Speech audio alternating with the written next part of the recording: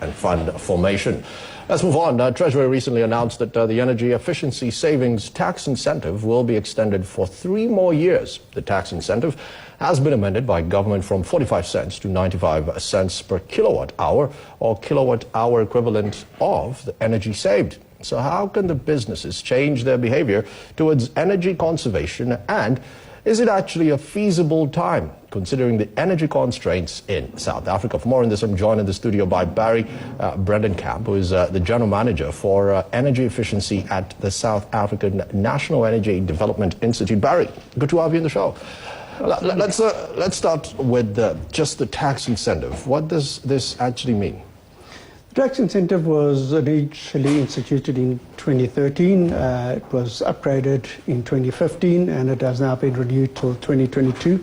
It's an incentive for anyone who can save a kilowatt hour of electricity to get a rebate on that electricity saved, a rebate of 95 cents per kilowatt hour or kilowatt hour equivalent.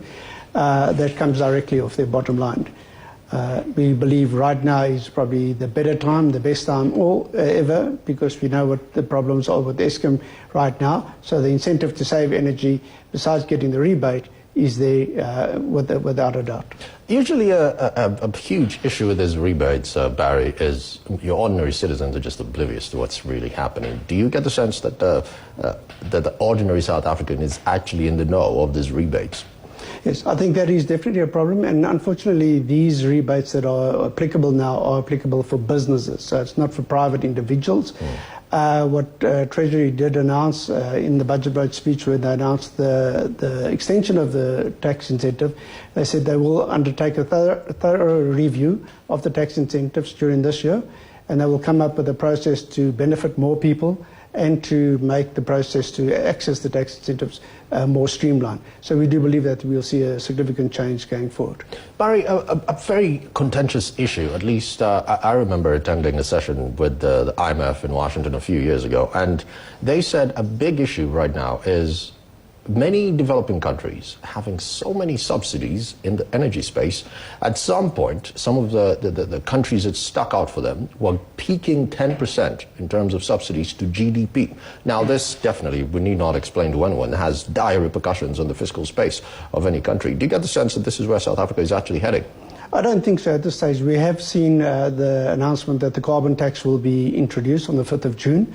There has been an announcement that the carbon tax, a portion of that, very small portion, will be recycled into funding the 12L energy efficiency tax incentive. So I do not believe we're heading in that direction. I believe that we are sufficient. I think the rebate itself in relation to the overall amount of energy that is consumed in the country is relatively small. But I do believe that now with the prices of electricity set to go up in double-digit figures, that customers should make use of this rebate which is available. Barry, let's talk about the opportunity cost, because if I am a CEO of, well, I have my small business somewhere, and we're talking energy efficiency, does the cost actually make sense? The cost of me changing to energy efficient ways as opposed to what it is actually going to cost me to make that particular transition. Is this a case you can actually make for some of the SMEs that are already struggling? With the advent of technology nowadays, we are seeing that the typical paybacks on any energy efficiency upgrade, whether it be energy efficient lighting or motors or pumps or electric motors, we're seeing paybacks of 3 years and below. So the initial cost, the capital cost, the ROI is definitely feasible. The tax incentive is a cherry on cake above the actual benefit you're getting as a result of saving the electricity. And as I said, with the cost of energy escalating at the rates we're seeing it, every kilowatt hour saved is definitely a benefit in the pocket of that SMME business owner. Barry, maybe where I should have started, where do you come in? Where does SANEDI come in? SANEDI is an agency of the Department of Energy. We're a government agency. We administer the tax incentives on behalf of SARS, the National Treasury. SARS deals with rands and cents. We deal with kilowatt hours and kilowatt hour equivalents. So we actually assess the whole incentive, each and every application that is received. We do the technical evaluation. We do the quality control. And then we issue the tax certificate ultimately, which the customer then attaches to their tax return at the end of the year, which then has a monetary value. How does one know whether or not they can actually claim How does one know?